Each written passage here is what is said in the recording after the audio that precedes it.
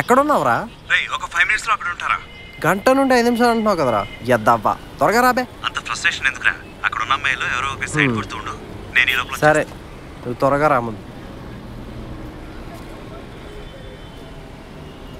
అమ్మాయికి సైడ్ కొట్టాలంట. నా ఎవరు బాగున్నారేంటి ఇక్కడ? అయినా మనకు నచ్చాలంటే అంత ఈజీగా దొరకదుగా.